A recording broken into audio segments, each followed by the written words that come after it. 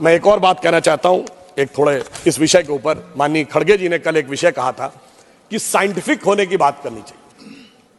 जब हम साइंटिफिक की बात करते हैं तो मैं याद दिलाना चाहता हूं, श्री राम जन्मभूमि का जो मंदिर बना है ना, उसमें एक बड़ा साइंटिफिक एंगल आया है। वो क्या है कि रामनवमी के दिन उनके मस्तक के ऊपर सूर्य तिलक होगा। अब इसके लिए सबसे पहले किस चीज की जरूरत है? जो प्लैनेटरी पोजीशन थी कि अर्थ का जो एंगल होगा सूर्य के साथ उस पर्टिकुलर दिन कैसे होगा, तो इसमें 3 इंस्टीट्यूट ने काम किया है।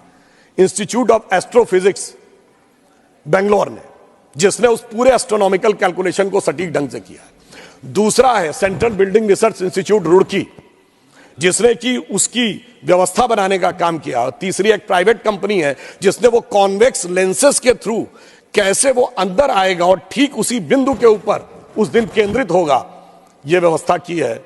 मगर मैं अपने विरोधियों को बताना चाहता हूं, आज तो एस्ट्रोफिजिक्स का इंस्टीट्यूट है, आज तो हमारे पास इतनी टेक्नोलॉजी है, मगर यही तो कोणार्क के सूर्य मंदिर में भी था। यही तो अगर आप देखें तो आंध्र प्रदेश में वेद नारायण मंदिर है, उसमें भगवान के चरणों के ऊपर पड़ती हैं। कोल्हापुर में महालक्ष्मी का मंदिर है महाराष्ट्र में, उसमें 3 दिन के लिए इक्विनॉक्सेस आते हैं तो देवी के मस्तक से लेकर चरणों तक चले जाते हैं।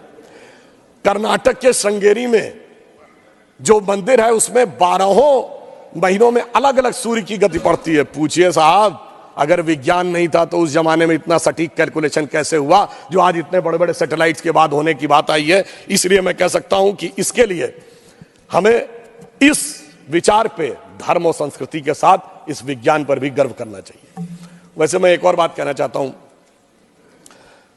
इसमें विज्ञान का एक और गहरा, आप सबको ध्यान हो कि उसमें 84 सेकंड का मुहूर्त था, पर वो शुरू कहां से होता है? अगर आपने कभी भी उसको सुना हो, लोग को तो क्या कहते हैं, ब्रह्मा आयु द्वितीय परार्धे।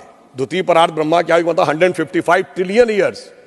वैसे बिग बैंग थ्योरी कहती है कि 14 बिलियन ईयर पहले दुनिया बनी। तो मैं बता देना चाहता हूं कि जेम्स वेब टेलीस्कोप में जो नई फाइंडिंग की है उसमें बहुत सी गैलेक्सीज ऐसी आई हैं जो 14 बिलियन से आगे की आ रही हैं। तो now that theory has become debatable.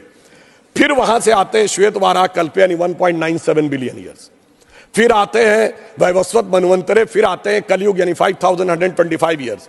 फिर आते हैं विक्रम संवत में 2081 साल। फिर आते हैं वर्ष में, वर्ष के भाग में, उत्तरायण सूर्य में। फिर आते हैं महीने में, और उसके बाद वार नक्षत्र होते हुए 84 सेकंड तक। मैं कहना चाहता हूं ये भारत की सनातन यात्रा है जो 155 ट्रिलियन ईयर से लेकर सटीक कैलकुलेशन 84 सेकंड तक का करती है।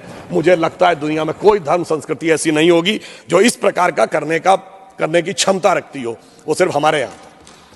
मगर उसके बाद भी माननीय सभापति महोदय, मैं कहना चाहूंगा कुछ लोगों को, और इस बारे में दुनिया के सबसे बड़े कॉस्मोलॉजिस्ट कार्ल सैगन, जिसने first man made object Voyager जो सोलर सिस्टम के बाहर गया है उसका जो मैसेज है कंपोज किया है, उसने लिखा है, उसका वीडियो कोई जाके चेक कर सकता है।